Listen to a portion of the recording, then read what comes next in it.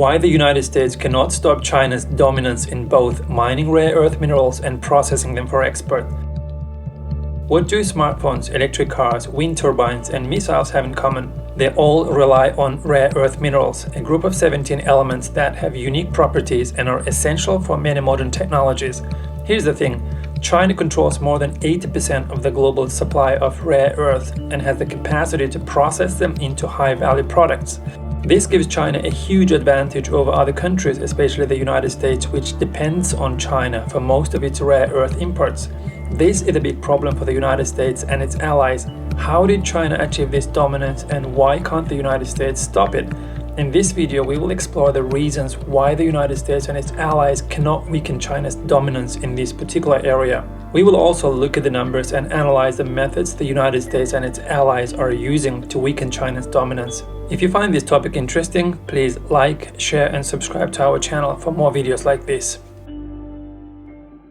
The US-UK-Japan Trade Pact, October 2023. In late October 2023, the United States, Britain and Japan signed a trade pact to strengthen and diversify critical mineral supply chains and promote the adoption of electric vehicle battery technologies. The agreement builds on the 2019 US-Japan trade agreement, and the 2020 US-UK trade agreement is part of the US strategy to counter China's dominance in critical mineral sector. This trilateral trade pact has a clear objective to secure and diversify the sources of critical minerals that are essential for EV battery technologies. This would enable a wider adoption of EVs across the world. But there is also a hidden strategic agenda behind these agreements to weaken the global market share of EVs made in China and to reduce the reliance on China's mineral resources. China's critical mineral exports would not be greatly affected by this pact between the United States and its allies. There are at least two reasons for that. Cost and demand. The reason why EVs are mostly made in China are because of the cost. It is still a lot cheaper to make them in China than anywhere else. The second reason is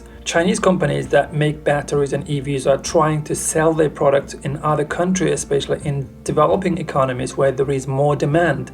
China is a dominant player in the global critical mineral supply chains, accounting for approximately 60% of worldwide production and 85% of processing capacity. China has a strong position in critical mineral mining and a dominant position in processing and manufacturing. If you look at the list of indispensable minerals required, things like copper, lithium, nickel, cobalt, manganese, graphite, and a group of 17 rare earth minerals. For the global green energy transition, we will see that China clearly dominates in both mining and processing. China accounts for 85 to 90% of global rare earth element mined to metal refining and refines 68% of the world's cobalt, 65% of nickel, and 60% of lithium of the grade needed for electric vehicle batteries. China produced a 98.18% share of the world's gallium, 90% of the world's magnesium, and 84.52% of tungsten in 2022. China accounts for more than 87% of the world's rare earth minerals, nearly 65% of cobalt, and nearly 58% of global lithium processing as of 2020. Aforementioned minerals are indispensable for the global green energy transition, but there are many others that are also important, such as chromium, molybdenum, platinum, group metals, zinc, and others. The demand for these minerals will grow rapidly as the clean energy transitions gather pace, and the supply of these minerals will need to be secure, sustainable, and responsible. The US Congress has introduced a bill to boost domestic production of rare earth and reduce reliance on China for these vital minerals. The bill offers a tax credit of $20 per kilo for magnets made in the United States or $30 per kilo for magnets made in the United States with rare earth sourced, recycled, or reclaimed in the United States. However, building a complete rare earth mineral magnet supply chain in the United States is not easy, as it faces high costs of infrastructure development and low quality of ore deposits.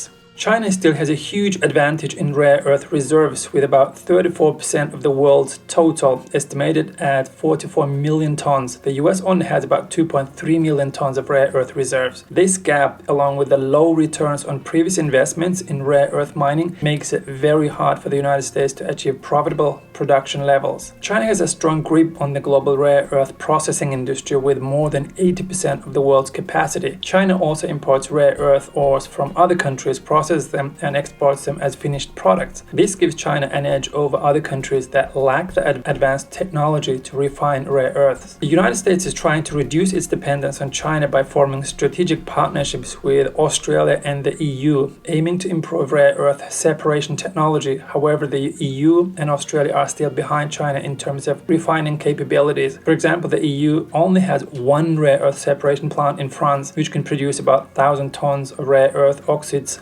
Japan, which is a major consumer of rare earths for its high-tech industries, faced challenges in securing a stable supply of rare earth. Japan can only get 30% of its rare earth demand from Australia, which has a separation plant in Malaysia. The rest of Japan's demand still relies on China, which makes Japan vulnerable to supply disruptions. The EU is pursuing a strategy of urban mining, which means recovering and reusing valuable materials from waste products such as batteries, mobile phones, and other electronic devices. This way, the EU can reduce its dependence on imports of minerals that are essential for green and digital technologies. For example, the EU is supporting a project called EU Rare, which aims to identify and improve the extraction of rare earth elements from various sources in Europe, such as alkaline, igneous rocks, and carbonites. The US is also investing heavily in the development of new batteries and diversification of mineral sources. It has reopened the Mountain Pass mine in California, the largest rare earth mine in the country, which produced about 15% of the global supply of rare earth oxides. The US is also exploring new mining opportunities in other states such as Wyoming, Texas, and Nebraska, and developing new processing technologies to reduce the environmental impact and cost of rare earth separation. China has a clear advantage over the United States and other countries in the global supply chain of rare earth minerals, which are vital for many green and digital technologies. China has abundant reserves, advanced processing technologies, and a strong manufacturing base for products that use rare earth. The United States and its allies are trying to challenge China's dominance by boosting domestic production, diversifying sources, and forming strategic partnerships. However, they face many obstacles such as high costs, low quality, environmental impact, and technological gap. Therefore, it is unlikely that the US can stop China's dominance in both mining and processing rare earth minerals for export in the near future, or maybe never. Thank you for watching this video. If you enjoyed it, please like, share, comment, and subscribe to our channel for more videos. Stay tuned for more Nanping TV videos. Till next time, bye.